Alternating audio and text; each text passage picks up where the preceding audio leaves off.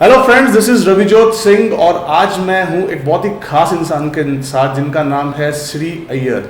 वैसे तो वो मल्टी टैलेंटेड इंसान है, सिलिकॉन वैली से आते हैं, 37 एक्टिव पेटेंट्स हैं, इन्वेंटर हैं। लेकिन आज हम जिस चीज़ के लिए इनके साथ बात करने आए हैं वो है इनकी बुक, जिसके 2 लॉन्च हो चुके हैं, एक लंदन में एक दिल्ली में। उस बुक का नाम है एनडीटीवी फ्रॉड्स। जी हाँ, बिल्कुल सही सुना आपने, NDTV frauds. NDTV new Delhi television company है जिसको हम बड़े अच्छे से जानते हैं। पन्नॉय रॉय इसके करता धरता हैं। So let's ask Shri Iyer साहब कि व्हाट्स दिस बुक अबाउट और इसके पीछे की पूरी स्टोरी क्या है। वैसे श्री अय्यर साहब जो हैं मैनेजिंग एडिटर हैं pgurus.com वेबसाइट के। So welcome sir to our risk it with Ravijot's next episode. Thank you very much, Ravi. It's a pleasure to be on your channel. I have watched your videos before. हमें बहुत पसंद आते हैं आपके videos, बहुत ही factual रहते हैं और टू द टॉपिक रखते हैं आप। Great. तो आपके चैनल में ज्वाइन करके बहुत खुशी हुई हमें। Thank you sir, thanks a lot. So let me come straight to the question. NDTV frauds बहुत ही डायनामिक नेम है, एनडीटीवी फ्रॉड बहुत ही डायरेक्ट है।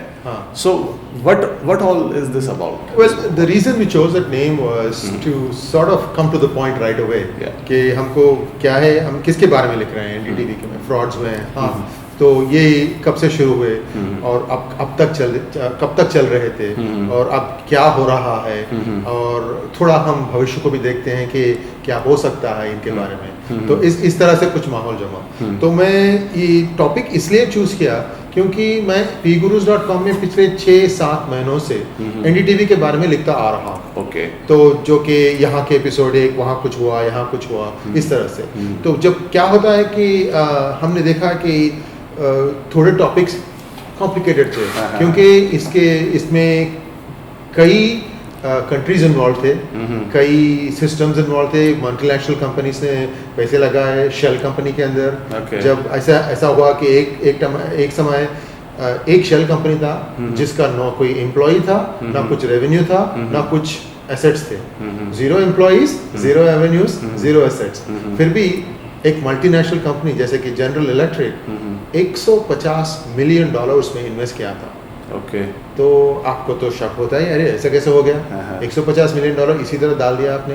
तो अब जब वो देखते हैं उसको, मनी को ट्रेस करते हैं, तो वो एक 4-5 कंपनीज के अंदर से आकर ऐसे शेल कंपनीज, फ्रंट कंपनीज वगैरह वगैरह आखिरी में मॉरिशस को आता है। फिर मॉरिशस से आकर एनडीटीवी में बस जाता है। ओके। तो इस तरह की जो ये गोलमाल जो इन्होंने की, ये एक लगता है कि टैक्स लायबिलिटी जो था उसको अवॉइड करना चाहते थे।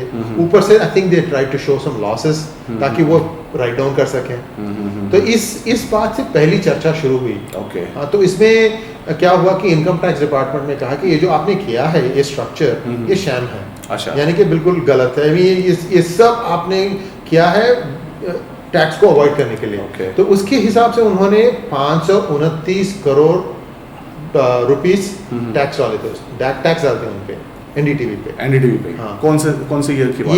ये बात है सन 2015 या 14 उसके आसपास। ओके।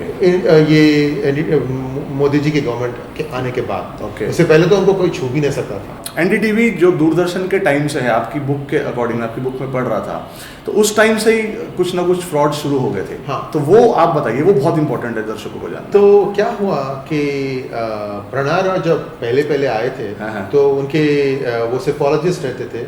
वो पहली बार इंडियन ऑडियंस को जो ट्रेंड्स और जैसे किस तरह से होता है, और अच्छे नए फ्रेजेस उन्होंने फ्रेम किए थे। टीना, देयर इज नो अल्टरनेटिव, इसका एक फैक्टर था। एक और था इंडेक्स ऑफ ऑपोजिशन यूनिटी, जब गठबंधन बनता है तो उससे क्या होता है। हाँ, तो इस तरह की चीजों से उन्हें लाइव बताया करते थे उस टाइम की बात है, बैलेट पेपर पे सब everything was counting was manual.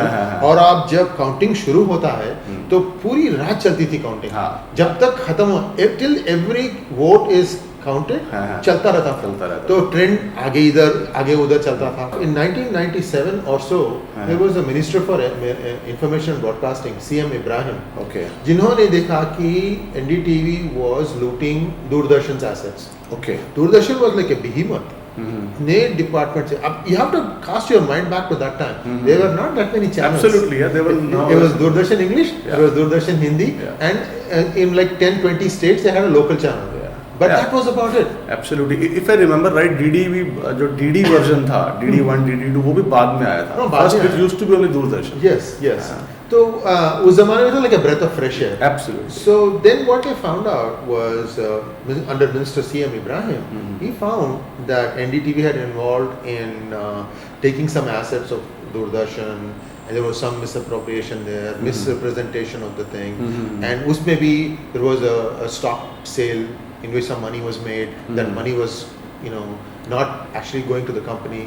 So it was based on these kind of things. So Okay. there was a CBI investigation, there was a parliamentary board investigation.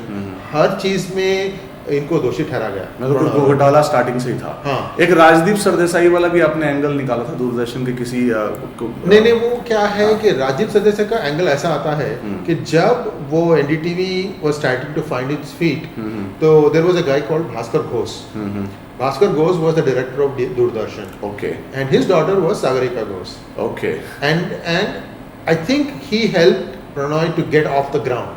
Okay. I think, see, I don't have proof for this. I think there was a quid pro quo कि भाई हाँ मैं आपको ये सब कर रहा हूँ, मेरा एक दामाद है राजीव सरदेसाई, उसको तुम number 2 ले लो. So he started out as a number 2 in NDTV.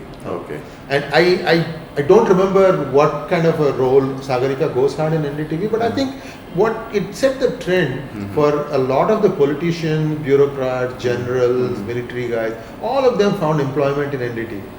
ये कुछ था आपको, you had to have some sort of heavy clout.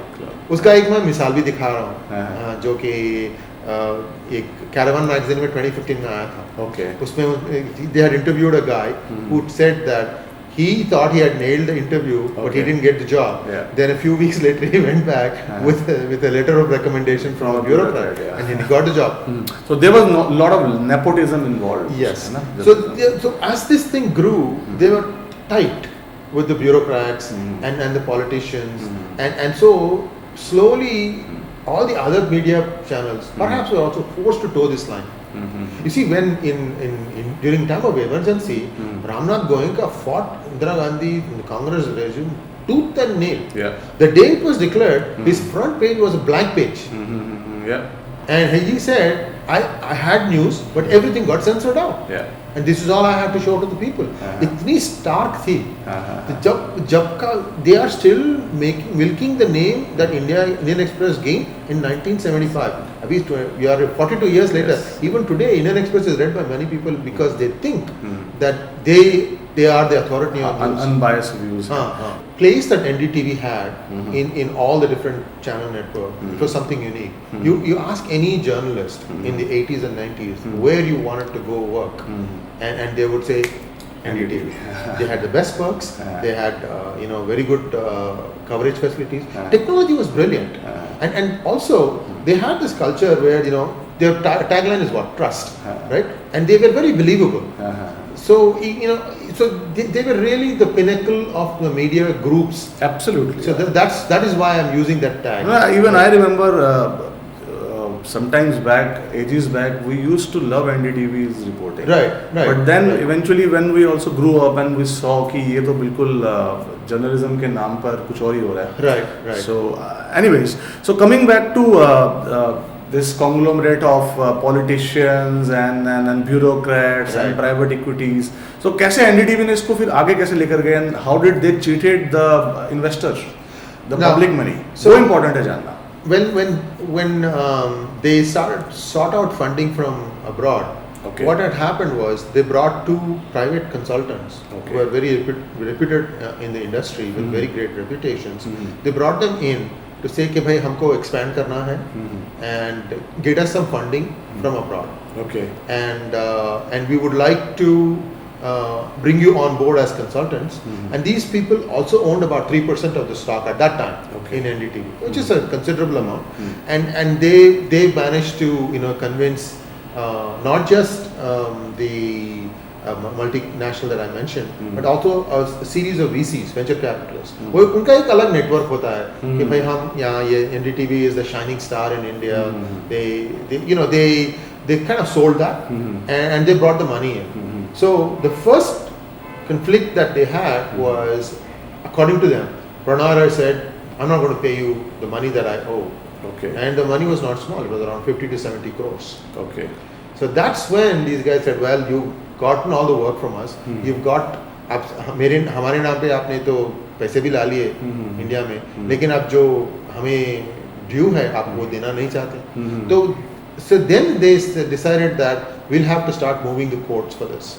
Okay. And in this process, they also noticed that while they were holding on to the share of NDTV, Pranay Roy and Radhika Roy, the promoters, they were actually selling the company off to some other entities. Okay. In fact, there was a covert transfer of ownership, which is discussed in detail in the book. Okay. And we still don't know to whom it actually got transferred to, because there's an opaque shell system of companies. ये खोखा company कहते हैं, ये India में भी है आजकल काफी हैं, and sometimes they may have a purpose, but it has also been used or misused more than it's been used. Are you talking about that RRPR? RRPR इनकी कंपनी थी, ये Radhika Roy, Pranay Roy, और VCPL is the company that actually invested in them. तो ये क्या हुआ? They wanted to buy back stock from the market, पता नहीं क्यों. तो इसके लिए उनके लिए पैसे उनको पैसे चाहिए थे. तो they took that loan from India Bulls. Okay. Then India Bulls called their loans. तो जब उनको वापस करने थे तो they had to go raise money again to give back what they took from India Bulls. So that money came from partly from ICICI Bank and also from this company called VCPL, which was a shell company. Okay. And then ICICI also got paid off. But every time these kind of movement happened, some money found its way into the personal coffers of Radhika Roy and Pranay Roy. इसकी details पूरे किताब में है. तो ये stories पहले भी आए हैं हमारे साइट में, तो इसके रिबटल्स आए थे, लेकिन रिबटल्स सिर्फ गाली दे रहे थे कि भाई पी गुरुमूर्ति का साइट है, क्योंकि Gurumurthy also had cited some violations of NDTV. हमें ये खास करके दुख लगता है क्योंकि उनका सिर्फ हमारे साथ एक दोस्ती है बस. ये there is he Gurumurthy ji never said कि भाई इसके बारे में लिखो. आप लिखते हैं तो जब इन्वेस्टिगेट करते हैं तो कहानी आता है तो लिखते हैं. तो it was very unfortunate that you know we got club together. Gurumurthy बोल रहे हैं ये और कोई बोल रहे हैं स्वामी के आप चेले हैं, इसके लिए इसीलिए आप लिख रहे हैं. किसी ये बात ऐसा है कि आप तो मुद्दा जो है उसकी उत्तर क्यों नहीं देते, क्यों ये सब कह रहे हैं आप? हाँ नहीं, वो तो ध्यान भटकाने के लिए होता है. एक चीज़ जो बहुत मुझे इंटरेस्टिंग लगी आपके बुक के अंदर में, वो ये है कि आपने शायद आप मुझे लग रहा है अकेले ही होंगे, बहुत कम लोग होंगे ऐसे जिन्होंने ये बताया कि एनडीटीवी को ना सिर्फ पॉलिटिकल बैकिंग मिली कांग्रेस के टाइम पर बीजेपी के टाइम पर भी. बिल्कुल. और आपने अरुण जेटली का नाम भी लिया है. हाँ, तो आप जिस कह रहा हूँ कि वो दोस्त थे उनके. तो उन्होंने शायद जो CM Ibrahim who was a Congress minister, he had you know had some findings. उसके ऊपर कार्रवाई नहीं हुआ उसके बाद. तो इनएक्शन था. अब इनएक्शन को I don't know if you know if by friend it gets stopped, but suffice to say that law should be allowed to take its course. वो नहीं हुआ वहाँ पर. अब आप देखिए recently NDTV also was supposed to have been shut down for a day. फिर क्या हुआ? कुछ नहीं हुआ. ये अगर हम रिपोर्टिंग की बात करें, अगर मीडिया रिपोर्टिंग की बात करें, तो एनडीटीवी ने मीडिया रिपोर्टिंग को बहुत अब्यूज करा. बिल्कुल. वो ये स्लैंट शुरू किया उन्होंने. हाँ, स्लैंट शुरू किया. अब बहुत सारे लोगों को लगता है कि बरखा दत्त का जो नेम फेम बना था वो करगिल से बना था, बट बहुत कम लोगों को पता होगा कि बरखा दत्त की रिपोर्टिंग के कारण वहाँ इंडियन आर्मी को कितना नुकसान हुआ. बिल्कुल. तो उसके बारे में एक किताब लिखा गया है. तो उसको मैंने कोट किया है. तो क्या हुआ उसमें एक हिस्सा किस तरह से इसकी जो हमारी इंडियन आर्मी को दुख पहुंचा. और it's not only that, I think some people may have been even killed. I don't know exact details, but what exactly the general who wrote the book, he has all the details of what happened. But after all that, she didn't even get a slap on her wrist for doing that. First it was just back to business as normal. And then 3 years later they were covering 2002 riots in Godhra and things like that. I think in many ways maybe NDTV set the tone for some others to emulate.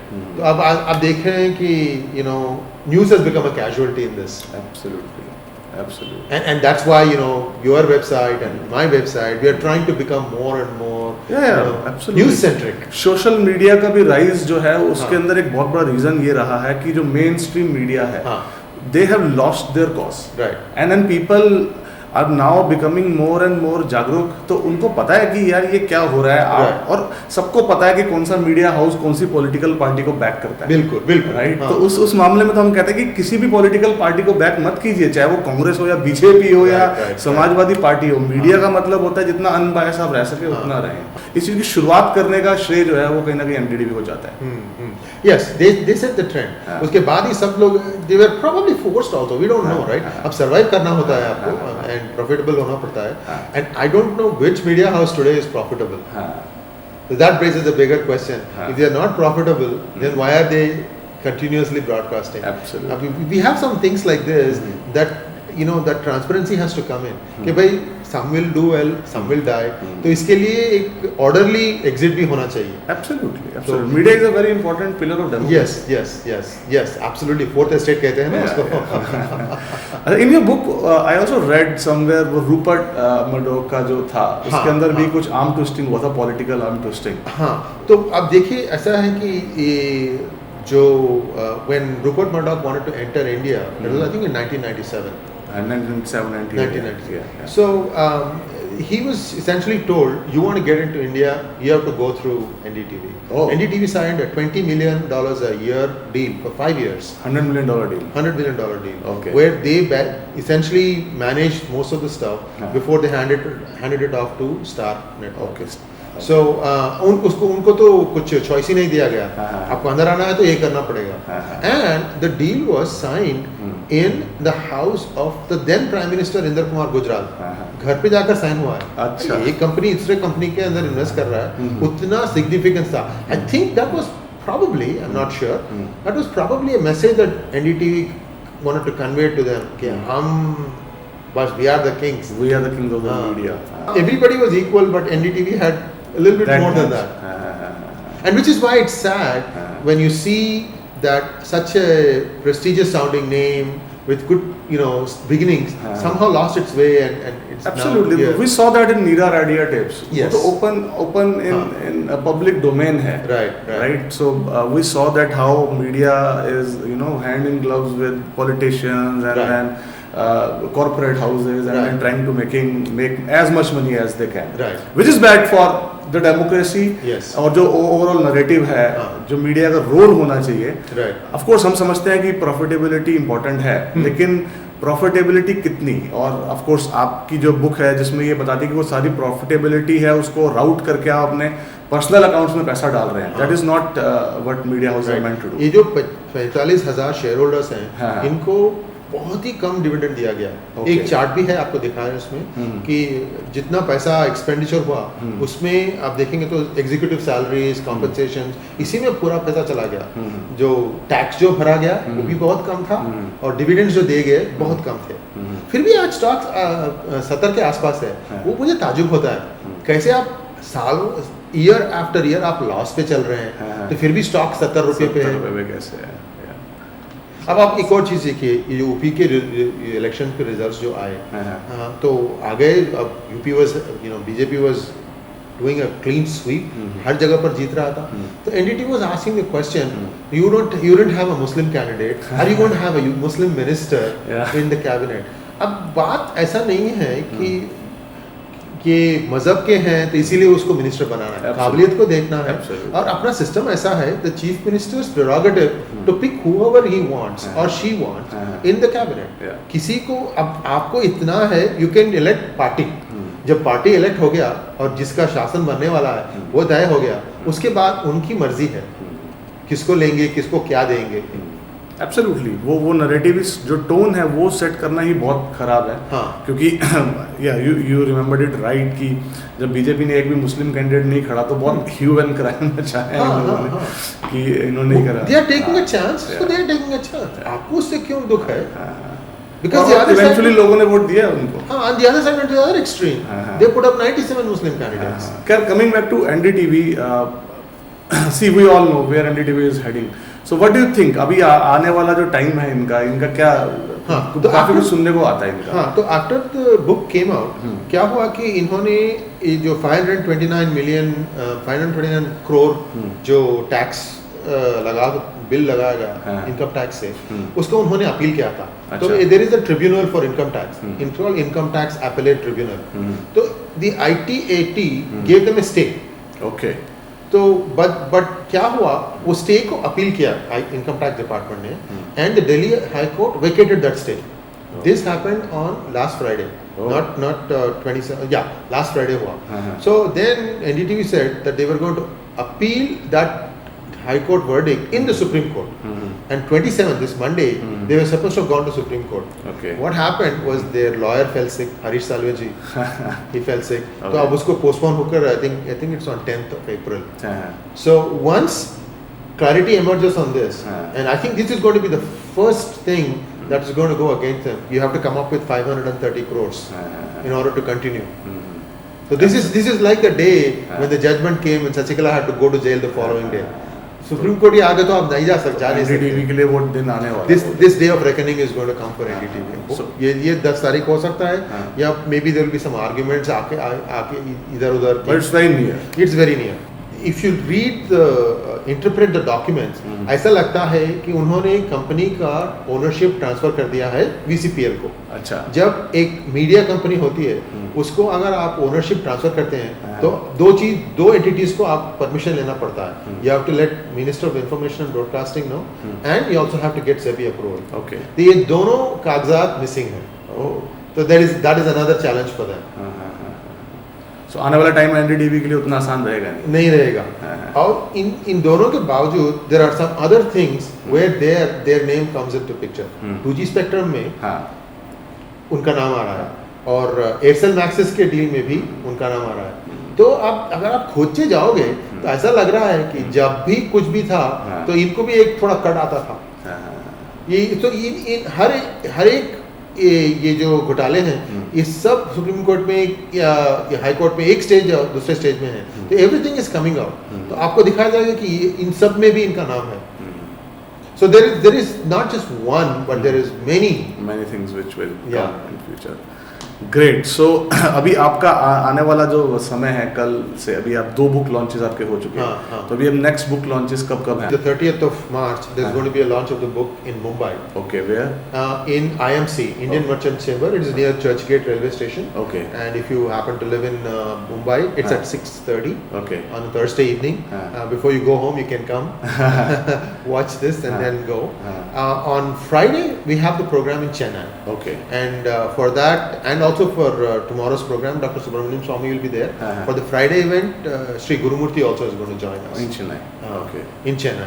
And on Sunday, the 2nd of April, we have the event in Bangalore, and that's going to be at 5 p.m. Okay. And that will be also chaired by Dr. Subramanian Swamy and Professor R. Vaidyanathan of IIM Bangalore. आप तो जानते होंगे, जानी मानी finance expert है, वो preside करने वाले हैं प्रोग्राम। So हम 5 जगह पर हम ये रिलीज कर रहे हैं। ग्रेट। तो अभी तक NDTV की तरफ से कुछ आपके ऊपर कुछ नोटिस का या किसी भी तरह का कुछ आया आपको? नहीं, अब तक तो नहीं आया है। क्योंकि अब आप किताब देखेंगे तो पीछे देखेंगे आपके जो भी हमने आरोप लगाए हैं उनके पूरी डॉक्यूमेंटेशन, बैकिंग डॉक्यूमेंटेशन उसी में है। अब किताब में बिल्कुल पूरा रिसर्च के साथ क्या फाइंडिंग्स कहाँ हैं, और हम उसको रेफर करते हैं बुक में कि इस पेज में आपको अगर ज़्यादा डिटेल चाहिए तो ये देखिए। हमें जाति तौर से NDTV से कुछ दुश्मनी नहीं है, ना प्रणय रॉय से या राधिका रॉय से, हमें जानता भी नहीं हूँ। बस एक ये है कि अगर भारत को आगे बढ़ना है तो आपको एक you have to bring in a measure of transparency. Absolutely. ये ट्रांसपेरेंसी है, इसके लिए तो पहले ओपेकनेस क्या है, ये ओपेकनेस के लिए एक मिसाल NDTV है। There may be many other entities like this as well, but you have to take one and peel off the onion layers and say, okay, here are all the things where things went wrong. This regulatory body was asleep. This guy did not do his job.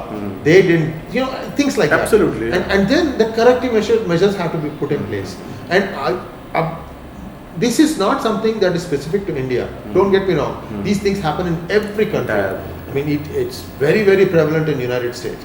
What is different between other countries and India is that the law takes a long time in India. That's the only difference.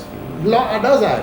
आपको जो verdict चाहिए वो आपको आता है, लेकिन बहुत समय लगता है। उसका वो रिलेवेंस भी नहीं रहता कई बार। तो उसका वो अलग प्रॉब्लम है, but that's not for us to discuss. But by showcasing this NDTV challenge, I'm trying to see if India can show to the world, हाँ भाई गलती हो गया, हमने ये सारे स्टेप्स लिए हैं, तो इस तरह से इसके अलीविएट हुआ है। क्योंकि अब जब ये जो कहानी खत्म होती है ना, तब foreign investors will look at India with interest. अभी तो मेरे ख्याल में personally I don't think FDI is coming out because some multinational is interested in investing in India. डर जाएंगे जब देखेंगे कि यहाँ से ऐसा है। हाँ, वही रेड टेपिज्म और ब्यूरोक्रेसी और राइट जो hand in gloves of everyone and everyone wants that cut. हाँ, तो वो सामने वाला घबरा जाता है, मैं कितना वो खिलाऊं। बिल्कुल, and we are trying to pass this unheard of legislation like GST which is not there in any other country. और जब इसकी जो स्मूथ फंक्शनिंग होनी चाहिए अगर आप करेंगे तो India will be growing at 10-12% a year। ये मैं गारंटी देता हूँ ताजुब, क्योंकि अब हमारे पास जितना लॉस हो रहा है ट्रांसमिशन में, उसको निकालना है। You cannot afford to have that kind of a loss. Absolutely. Great, nice talking with you, sir. So you heard Mr. Sri Iyer, author of NDTV Frauds book, जिसके 2 लॉन्च हो चुके हैं, 3 लॉन्च होने हैं। We have heard from him कि कहाँ होने हैं। If you happen to be in those cities, जाइए and be a part of this great endeavor. Thank you. My best wishes to you, sir. And Thank you very much. I hope कि आपका जो ये book है, जो ये best seller book बने, और सिर्फ बेस्ट सेलर नहीं बने, एक ये लैंडमार्क मुझे लगता है कि बुक होना चाहिए, जहाँ से मीडिया जो कि एक बहुत ही इम्पोर्टेंट अंग है डेमोक्रेसी का। बिल्कुल। अगर आपके कंट्री को वाकई आगे बढ़ना है तो उसके अंदर जितना ट्रांसपेरेंसी आना चाहिए, तो शायद मीडिया हाउसेस भी अपने आप को इंट्रोस्पेक्ट करें और देखें कि हम कहाँ पर गलत कर रहे हैं। बिल्कुल। Thanks a lot. Thank you very much, धन्यवाद।